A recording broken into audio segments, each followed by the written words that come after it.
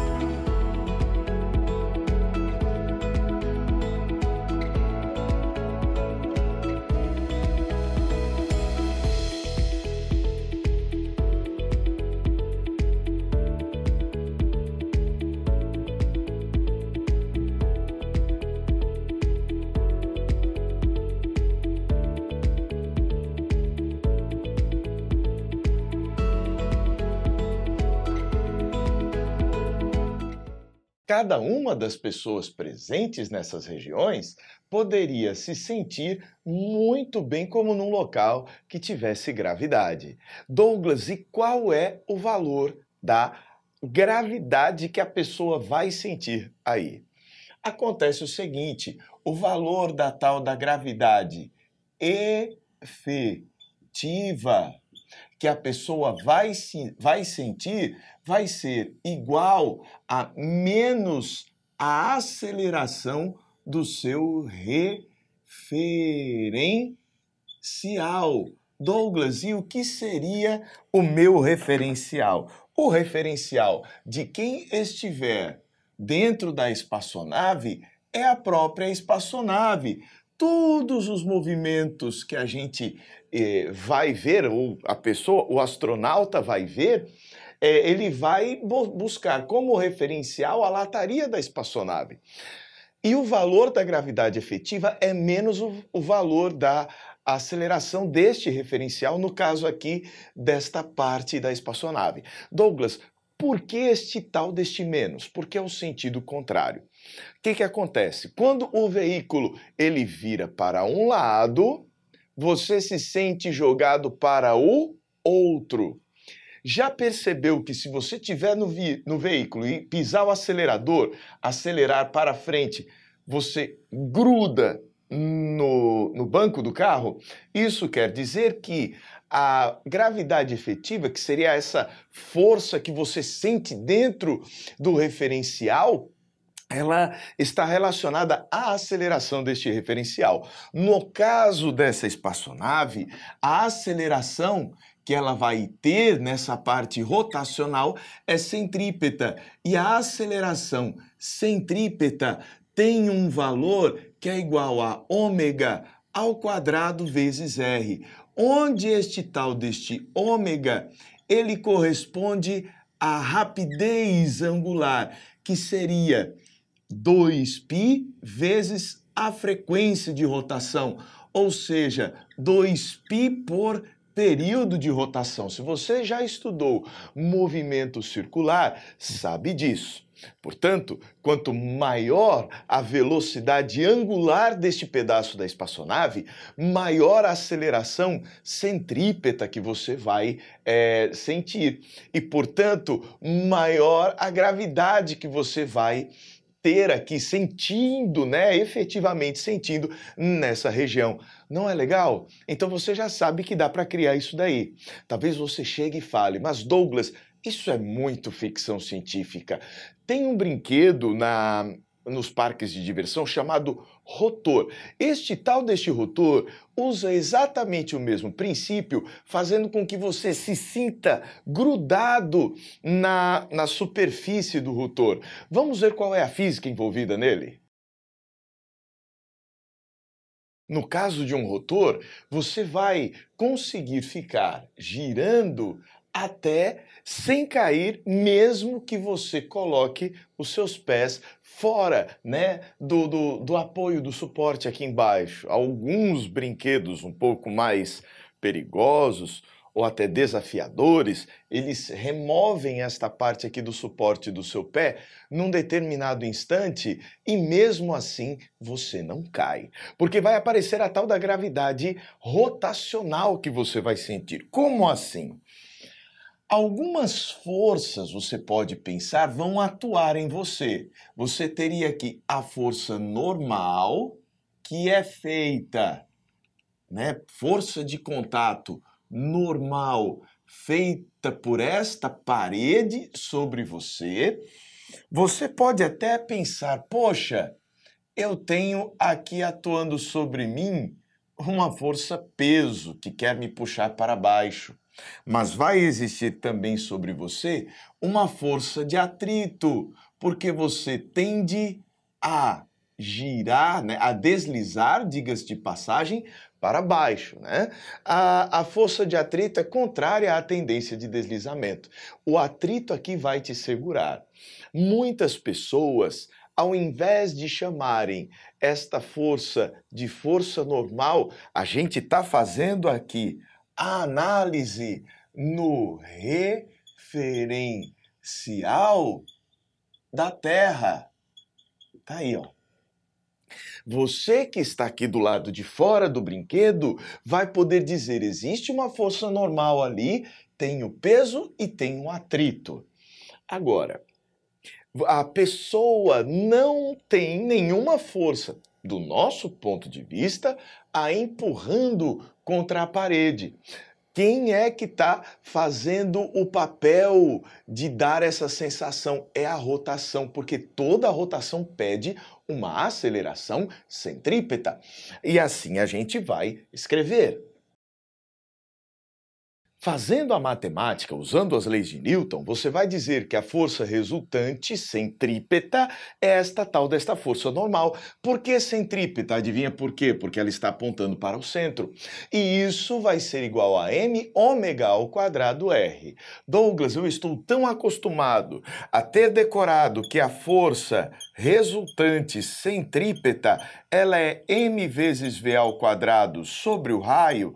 É certo, mas ela também vai ser igual a m vezes ômega ao quadrado r, onde nós precisamos saber que v é igual a ômega r. Tudo isso, equações do ensino médio, que o Exame Nacional do Ensino Médio vai cobrar de você. Continuando o nosso raciocínio, a normal é a resultante centrípeta, a força de atrito deve equilibrar o peso, mas essa força de atrito vai depender do coeficiente de atrito e da normal. Aí o que acontece? Quanto maior a velocidade angular, quanto mais rápido estiver girando, maior a força normal. Quanto maior a força normal, maior o atrito. E assim a gente consegue vencer o peso. É assim que esse equipamento funciona. Mas se a gente tivesse, do ponto de vista da pessoa que está lá dentro, o que ele estaria sentindo? Vem comigo. No referencial do sujeito, você que está lá dentro, você se sente ali parado.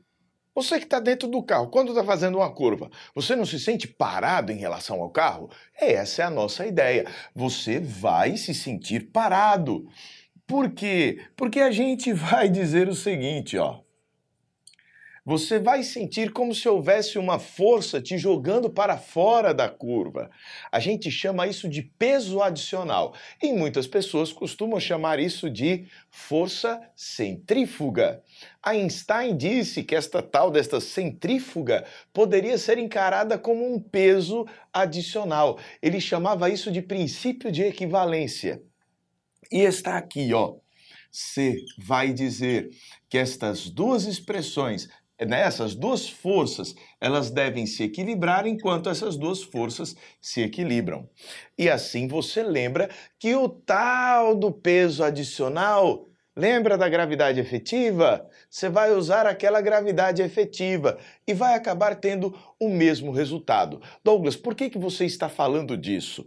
Porque há uma diferença entre quem está observando as coisas de fora e quem está observando de dentro. Quem está observando de fora diz que esta força normal é quem está provocando o movimento circular, sendo a resultante centrípeta.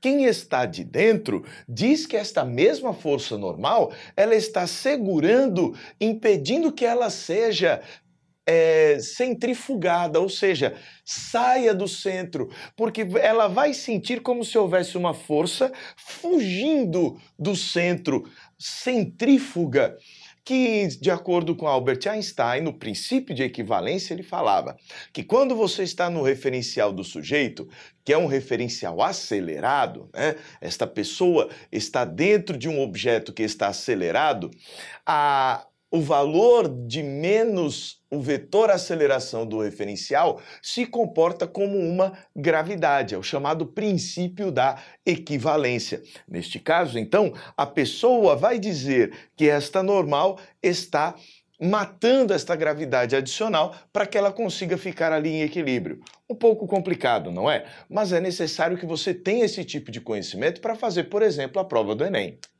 Bem, ficamos aqui, juntamos algo da ficção científica que vimos não ser ficção, se você quiser trabalhar na NASA agora já está preparado, e com um objeto, um brinquedo do parque de diversões.